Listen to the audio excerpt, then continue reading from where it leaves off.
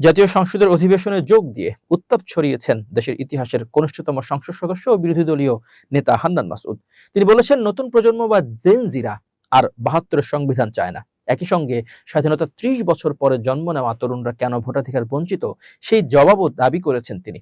রোববার ২৯ মার্চ জাতীয় সংসদে মুলতবি প্রস্তাবের উপর আলোচনায় অংশ নিয়ে তিনি এসব কথা বলেন। এ সময় তিনি সময় বন্টনে বৈষম্য এবং নির্বাচনী সহিংসতা নিয়ে তীব্র ক্ষোভ প্রকাশ করেন। নিজেকে জেনজি প্রজন্মের প্রতিনিধি দাবি করে হান্নান মাসউদ বলেন, আমি এই সংসদের সর্বকনিষ্ঠ এমপি, বাংলাদেশের ইতিহাসের সর্বকনিষ্ঠ এমপি। আপনারা যে জেনজি প্রজন্মের কথা বলেন, আমি তাদের প্রতিনিধি হয়ে সংসদে কথা বলতে এসেছি।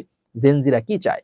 তারা ৭২-এর সংবিধান আর চায় না। তারা জবাব চায়, স্বাধীনতার ৩০ বছর পরে জন্ম নিয়ে আমার মতো যারা সন্তানরা রয়েছে তারা কেন ভোটাধিকার পায় নাই। বক্তব্যে শহীদ রাষ্ট্রপতি জিয়াউর রহমানের অবদানের কথা উল্লেখ করে তিনি বলেন, শহীদ রাষ্ট্রপতি জিয়াউর রহমান বাংলাদেশকে অর্থনৈতিক, মানসিক ও রাজনৈতিকভাবে পুনরুদ্ধার করেছেন। আমার এলাকা হাতিয়ার, বেড়িবাঁধ ও খাল খনন তিনি করে দিয়ে গেছেন। অথচ আমরা ৭১-এ রক্ত দিয়েছি নিরাপদ বাংলাদেশের জন্য, ভোটাধিকারের জন্য। কিন্তু আমরা কি দেখেছি?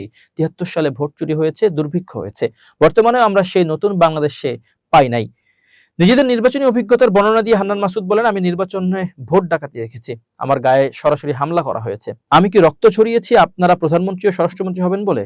১৮ বছরের মাথায় ১৪৪ ধারার মধ্যে আমার নিজের ইউনিয়নে অস্ত্র হাতে সন্ত্রাসীরা পাহারা দিয়ে সংবাদ সম্মেলন করেছে। তিনি বলেন, বর্তমান নির্বাচনী ব্যবস্থাকে ৯৪ সালের মাগুরা নির্বাচনের সঙ্গে তুলনা করেন। বক্তব্যের শেষ পর্যায়ে একটি ভয়ঙ্কর অভিযোগ তুলে ধরেন এ তরুণ সংসদ সদস্য। তিনি বলেন, নির্বাচনের পরের দিন এক নারীকে গণধর্ষণ করা হয়েছে শুধুমাত্র নৌকা বা সরকারের বিরুদ্ধে ভোট দেওয়ার কারণে। ৩০টা কেন্দ্রে প্রার্থীদের ঢুকতে দেওয়া হয়নি। এর জবাব কে দেবে? স্পিকারের উদ্দেশ্যে তিনি বলেন, সরকার দল হলে ৮ মিনিট, বিরোধী দল হলে ৬ মিনিট, এভাবে তো কথা বলতে পারি না। আশা করি ফ্লোর দেওয়ার ক্ষেত্রে কোনো বৈষম্য করবেন না। এছাড়াও তিনি বলেন, আইনের কথা বলবেন আইনমন্ত্রী, কেন স্বরাষ্ট্রমন্ত্রী সালাউদ্দিন আহমেদ আইনের কথা বলেন?